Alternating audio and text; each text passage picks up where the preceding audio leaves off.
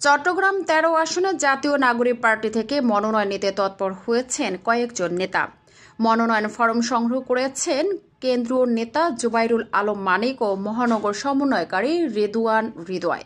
সামাজিক যোগাযোগ মাধ্যমে গুঞ্জন রয়েছে বৈষম্য বিরোধী ছাত্র আন্দোলনের পরিচিত মুখ আকাশ নূরও মনোনয়নের দৌড়ে আছেন। এ আসনে বিএনপি, জামায়াতে ইসলামী, ইসলামী আন্দোলন, ইসলামী ফ্রন্ট ও এনডিএম প্রার্থী ঘোষণা করেছেন, তবে গণ অধিকার পরিষদ এখনও সক্রিয় নয়। আনোয়ারা উপজেলা এনসিপির যুগ্ম সমন্বয়কারী দেলোয়ার হোসেন জানান, মনোনয়নের জন্য অনেক চেষ্টা করেছেন, তবে ত্যাগী ও ক্লিন ইমেজের নেতা আকাশ নূর এখন একটি আকর্ষণীয় বিকল্প হিসেবে উঠে এসেছেন।